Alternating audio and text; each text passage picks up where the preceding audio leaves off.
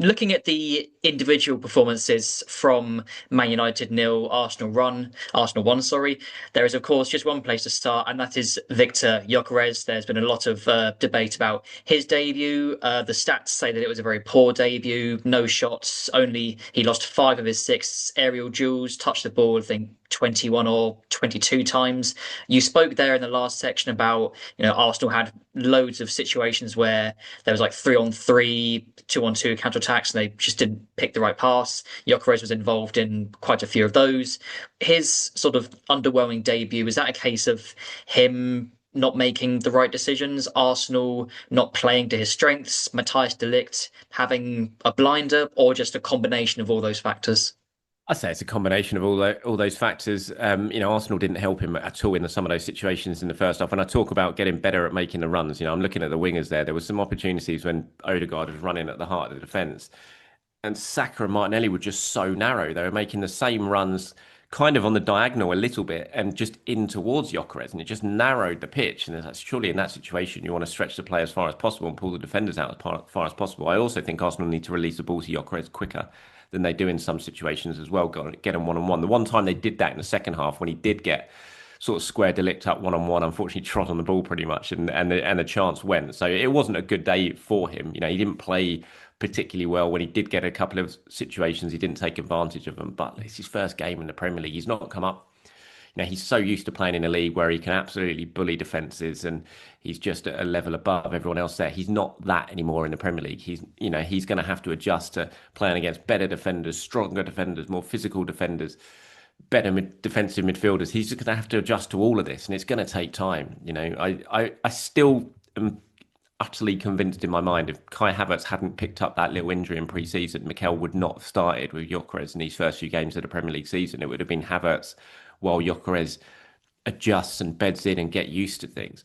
But because of Havertz's injury, it just opened the door a little bit for Gyokeres, and obviously scored, and that just gave him the opportunity, I think, to start this game.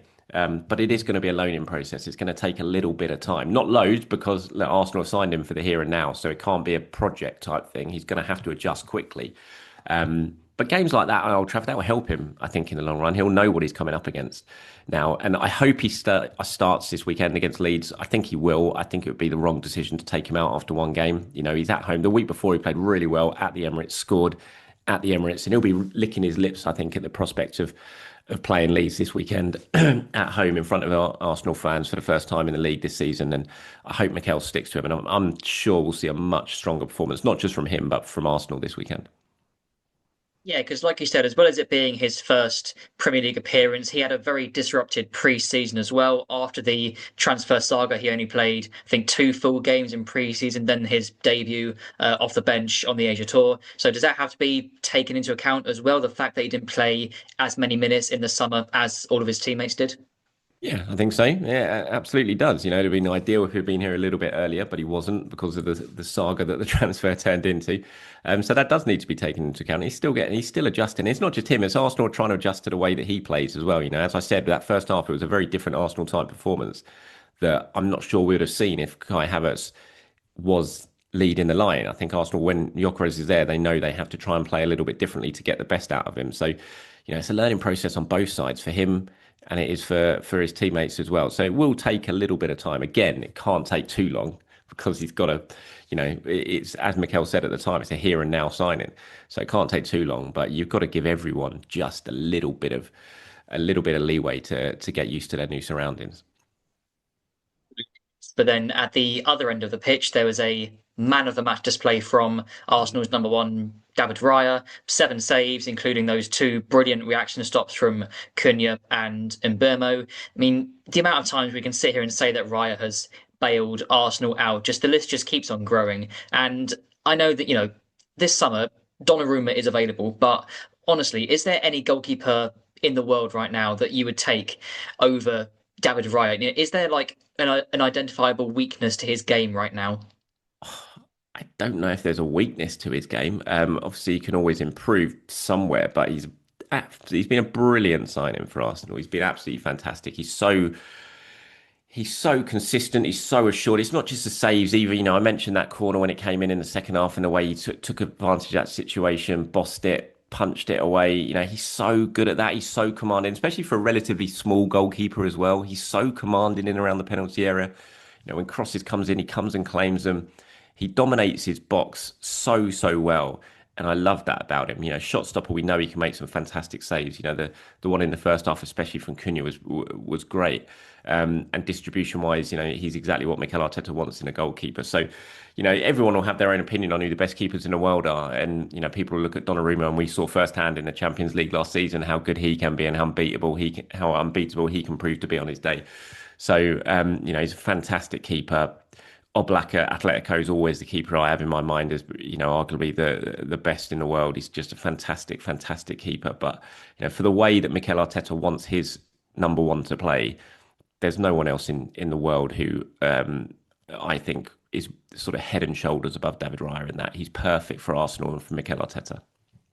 Yeah, brilliant piece of business he was 2 years ago. And we also saw his defence, really stood firm in that game. They came under the cosh for long periods. And then at the other end, we've already mentioned Calafiori's goal. He played a part in that last-ditch defensive effort as well. And you actually backed him to start over Miles Lewis-Skelly. You thought he'd be in. You said he had a better pre-season than MLS did.